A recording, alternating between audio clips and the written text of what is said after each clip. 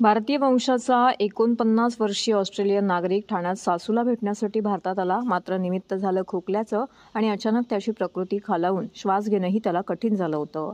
संसर्गजन्य आजाराने त्रस्त झालेल्या रुग्णाला तातडीने नौपाडा येथील हॉरायझन रुग्णालयामध्ये दाखल करण्यात आलं.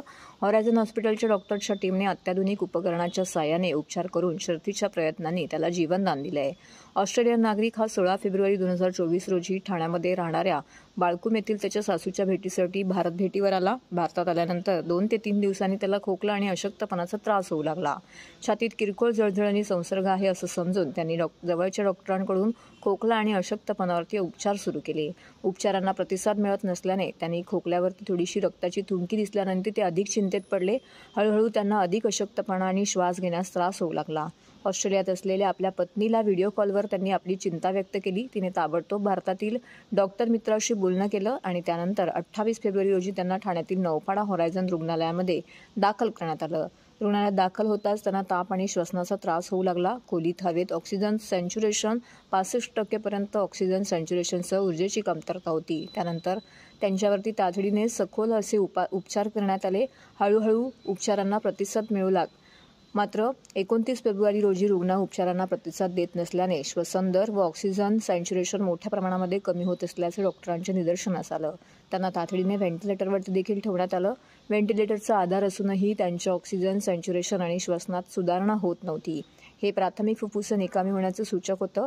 जीवनरक्षक उपाय म्हणून ECMO प्रक्रियेची आवश्यकता असल्याचं तज्ज्ञांचं मत घेण्यात आलं आणि कुटुंबियांना माहिती देण्यात आली आणि समुपदेशन करण्यात आलं. आवश्यक प्रक्रिया वैद्यकीय व्यवस्थापनासह ECMO थेरपी त्यांना देण्यात आली. त्यानंतर संपूर्ण टीमसाठी तिथला प्रवास खर्चत होता.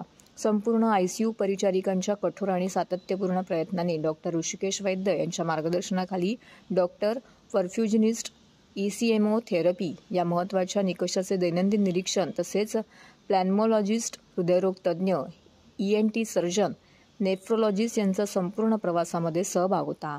हळूहळू त्यांच्या तब्येतीमध्ये सुधारणा होऊ लागली आणि त्यांनी थेरपीला प्रतिसाद दिल्यानंतर त्यांच्या प्रकृतीमध्ये सुधारणा होऊ लागली. तर या संपूर्ण प्रक्रियेमध्ये रुग्णाचा मित्र हा वेळेत धावून आला आणि आपल्या माणुसकीचं दर्शन त्याने घडवून दिलं.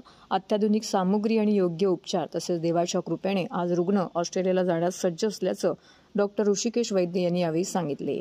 नमस्कार, मी doctor Hrishikesh Vaidya, medical director and pulmonary critical care doctor from Horizon hospital.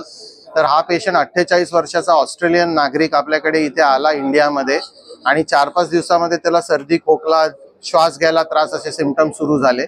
त्याच्यानंतर पेशंटला इथे आणलं तेव्हा ऑक्सिजन सॅच्युरेशन 65% होतं, ज्याच्यानी इमिजिएटली ट्रीटमेंट चालू करून त्याला 24 तासाच्या आतच व्हेंटिलेटरवर घ्यावं लागलं आणि त्याच्यानंतर सुद्धा ऑक्सिजन बॉडीमध्ये नीट होत नव्हतं. म्हणून ECMO ही पद्धती सुरू केली, ज्याच्यामध्ये मशीननी ब्लड बाहेर काढून ऑक्सिजनेट करून परत बॉडीमध्ये घातलं जातं, ज्याच्यानी लंग्सना आपल्याला रेस्ट देता येते आणि लंग्स रिकवर होऊ शकतात. 5 दिवस त्याला ही ट्रीटमेंट दिली.